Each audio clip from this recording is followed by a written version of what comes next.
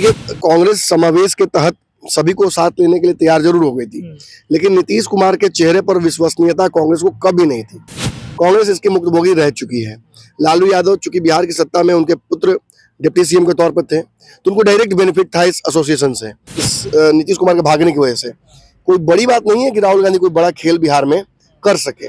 इस तरफ तो नहीं, मैंने जैसे पूरे बिहार में तो नहीं कर सकते, लेकिन इन इलाकों में उनके पास एक बहुत बड़ा वोट बैंक है जिस पर वो खेल कर सकते हैं। सासाराम में एक बड़ी सभा करने जा रहे हैं। ये सब क्षेत्र कांग्रेस का रहा है।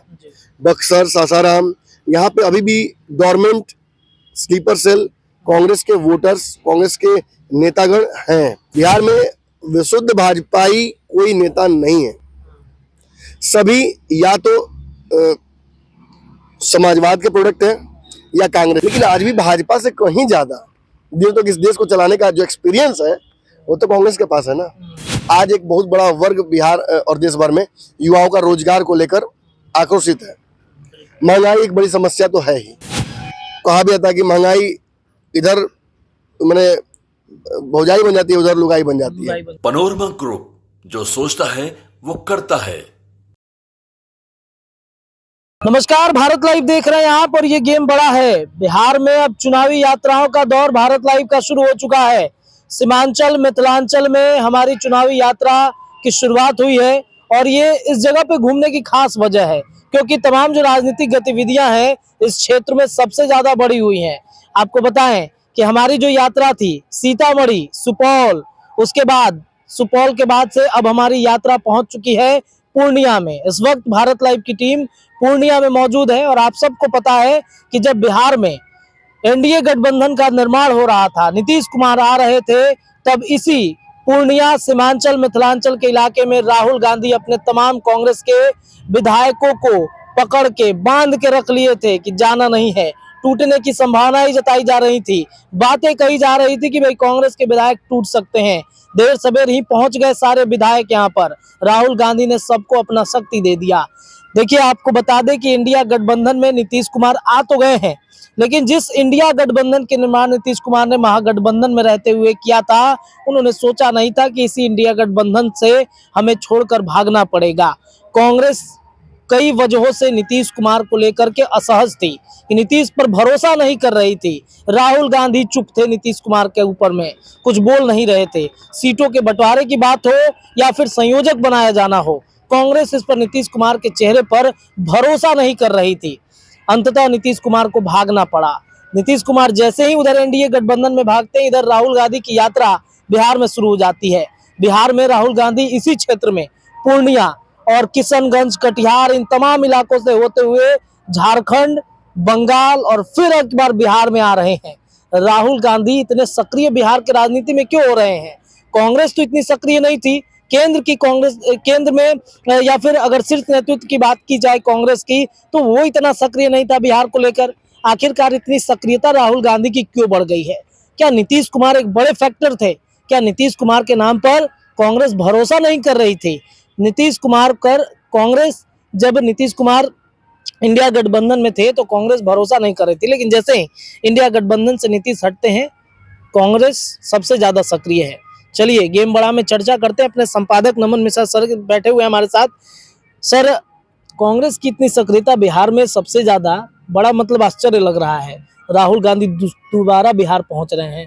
इसी पूर्णिया में आके अपने कांग्रेस के विधायकों को बांध लिया था कि भागना नहीं है तुमको।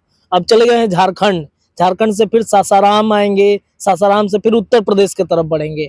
बिहार में उनकी सक्रियता कुछ समझ नहीं आ रही है।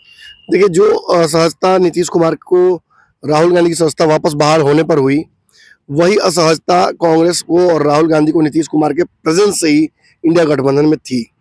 देखिए, कांग्रेस समावेश के तहत सभी को साथ लेने के लिए तैयार जरूर हो गई थी, लेकिन नीतीश कुमार के चेहरे पर विश्वसनीयता कांग्रेस को कभी नहीं थी। कांग्रेस इसकी मुक्तभोगी रह चुकी है। लालू यादव चूंकि बिहार की सत्ता में उनके पुत्र डिप्टी सीएम के तौर पर थे, तो उनको डायरेक्ट बेनिफिट था इस एसोसिएशन से, तो वो बहुत तरह के कॉम्प्रोमाइज कर सकते थे। कांग्रेस क्यों करती? कांग्रेस इसीलिए बहुत असहज नहीं थी इस गठबंधन में। और राहुल गांधी की यात्रा भले ही नीतीश कुमार के भागने से पहले से प्रस्तावित है बिहार में, लेकिन जो प्रचंडता बढ़ी उनके रैली में, जो एक इमोशनल फैक्टर जनता का उनको मिलने लगा इस नीतीश कुमार के भागने की वजह से, कोई बड़ी बात नहीं है कि राहुल गांधी कोई बड़ा खेल बिहार में कर सके। इस तरफ तो नहीं, मैंने जैसे पूरे बिहार में तो नहीं कर सकते, लेकिन इन इलाकों में उनके पास एक बहुत बड़ा वोट बैंक है जिस पर वो खेल कर सकते हैं। पूर्णिया की रैली आपने देखी, पूर्णिया के बाद वो फिर चले गए बंगाल, फिर वहां से मालदा होते हुए वो चले गए उड़ीसा। उड़ीसा से वो वापस आ रहे हैं झारखंड, और झारखंड होते हुए फिर बिहार घुसेंगे। संभवतः 15-16 तारीख को बिहार आ जाएंगे औरंगाबाद। फिर 17 तारीख को मुझे लगता है कि 17 या 16 में किसी दिन सासाराम में एक बड़ी सभा करने जा रहे हैं। ये सब क्षेत्र कांग्रेस का रहा है, बक्सर, सासाराम, यहाँ पे अभी भी गवर्नमेंट स्लीपर सेल, कांग्रेस के वोटर्स, कांग्रेस के नेतागण हैं। कई घरों की बात मैं बता दूं आपको, देखिए बहुत विश्लेषक की बात नहीं समझा पाते हैं। बिहार में कोई भाजपाई नहीं है, ये समझना पड़ेगा आपको। बिहार में विशुद्ध भाजपाई कोई नेता नहीं है। सभी या तो समाजवाद के प्रोडक्ट हैं या कांग्रेसी रहे हैं। पूर्व कांग्रेसी ही बाद में कहा जाता है कि कांग्रेस का धोती के नीचे कई लोग जो आरएसएस का है अंडर पैंट वो पहनते हैं, आप जो हाफ पैंट है खाकी वाला, जी। ये कहावत कही जाती है।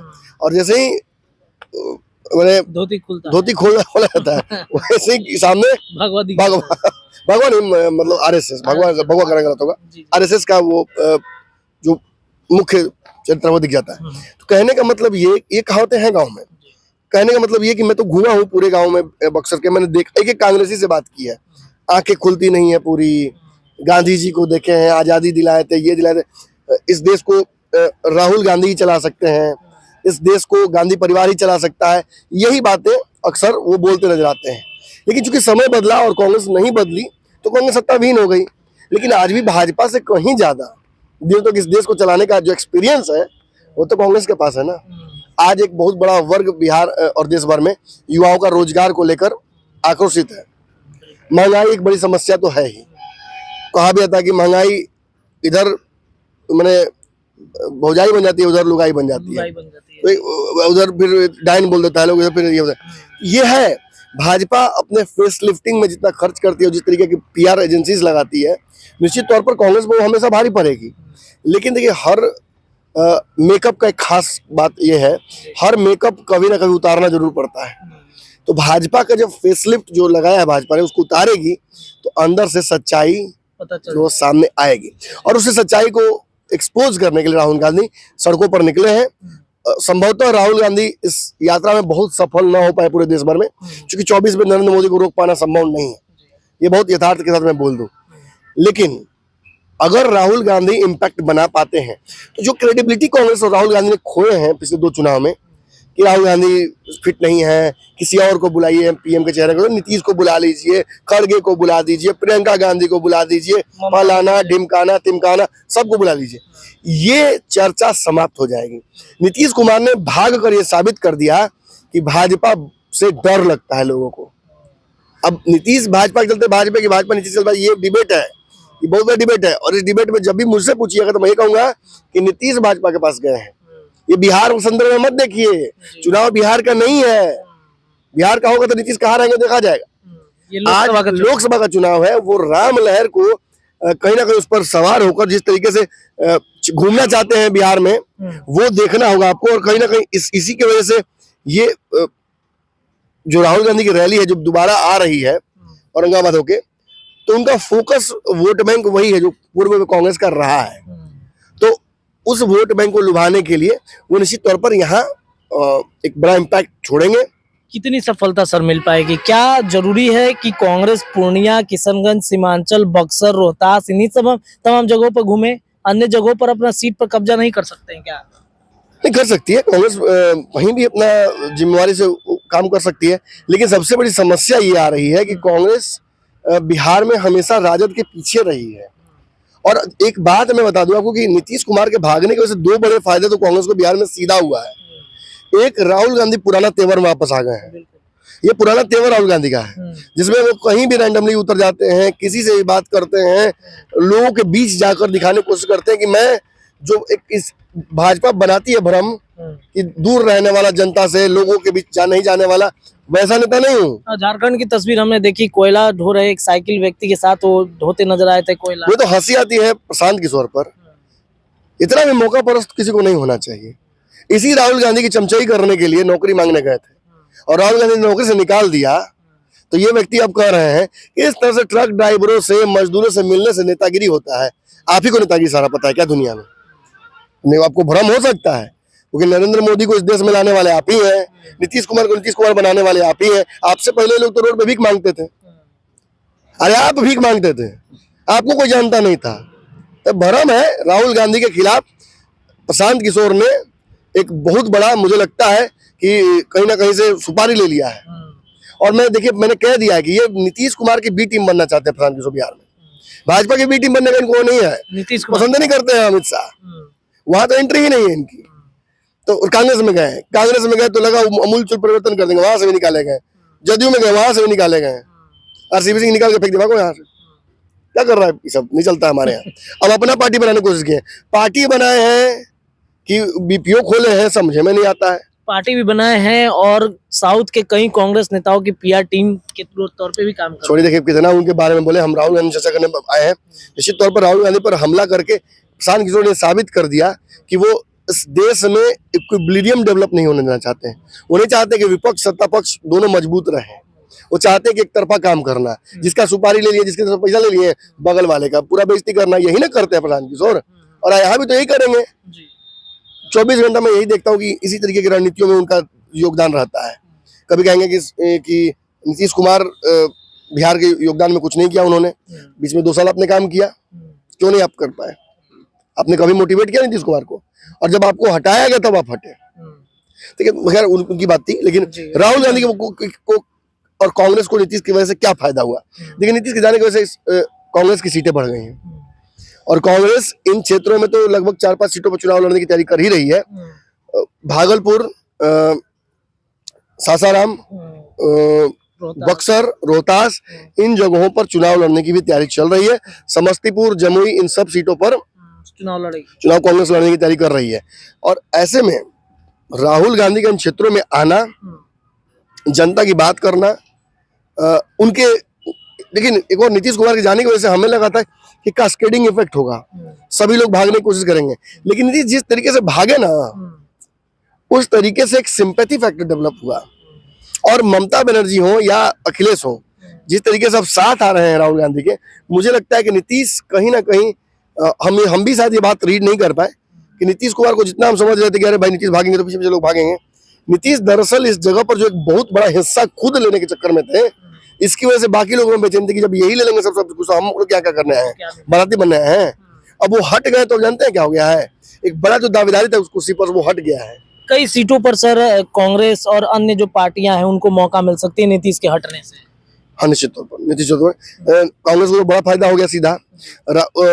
तेजस्वी यादव को तो नुकसान सरकार में नहीं है इसलिए हो रहा है, लेकिन राजद को भी अपने आप को, अपने ताकत को समझने का फिर मौका मिला है। और राहुल गांधी जिस तेवर में उतरे हैं बिहार में या पूरे देश भर में उतर रहे हैं, उस तेवर से तेजस्वी यादव उतर जाए तो मुझे लगता है कि दोनों मिलकर बिहार को भी काबू कर सकते हैं। इस चुनाव में तो नहीं होगा ऑब्वियसली, इसके बाद कई चुनाव है, ये आखिरी चुनाव नहीं है इस देश का, और इसके बाद भी कई चुनाव है जिनमें वो बहुत बड़ा इम्पैक्ट ला सकते। देखिए, एक बहुत बड़ी बात समझिए, राम की इतनी बड़ी लहर थी, हर जगह टीवी पर राम थे। नीतीश कुमार ने एक फैसला लिया और मैक्सिमम जो स्पेस था राम मंदिर का, टीवी स्पेस, वो उन्होंने खत्म कर दिया। अब केवल नीतीश की चर्चा हो रही है, प्रोटेस्ट की चर्चा हो रही है, हालांकि होना कुछ नहीं है, वही जो राम रचिरा का। लेकिन फिर भी सबके नचावत भी रामे गोसाई, अभी भी नीतीश कुमार ही डिक्टेट कर रहे हैं। तो मैं यही कह रहा हूँ कि जिस तरह से नीतीश अपनी राजनीति को हैंडल कर लेते हैं, उसी तरीके से राहुल गांधी और बाकी नेता भी करें तो कहीं ना कहीं भाजपा पर एक इम्पैक्ट वो डाल सकते हैं। देखिए, जरूरी नहीं है कि युद्ध में जीत लेना ही एकमात्र ऑप्शन नहीं और एकमात्र लक्ष्य नहीं होता है। साम दाम दंड भेद सभी लगाने पड़ते हैं। और अगर आप दुश्मन आपका खुद आपसे आकर मित्रता कर ले तो ये भी एक बहुत बड़ी जीत है।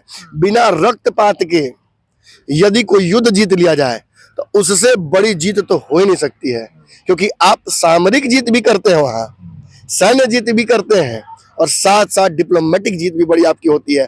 और मुझे लगता है कि कांग्रेस और राहुल गांधी इस रणनीति पर काम करने निकल चुके हैं। हम देखेंगे आखिर आगे क्या होता है। राहुल गांधी की इस यात्रा पर मेरी विशेष नजर भी होगी और अगर हो पाएगा तो सासाराम की रैली में मैं मौजूद रहूंगा। एक अंतिम प्रश्न रहेगा सर, आपने बातचीत की कि ममता बनर्जी को एकजुट करेंगे, अरविंद केजरीवाल को एकजुट करेंगे, अखिलेश यादव को एकजुट करेंगे, जी। तो फिर बंगाल में उन्होंने जो कहा है कि हम सभी सीटों पे अपने उम्मीदवार उतारेंगे, अरविंद केजरीवाल पंजाब में कहते हैं कि 13 लोकसभा सीटों पर मेरा कैंडिडेट होगा, कैसे एकजुट हो पाएगा ये?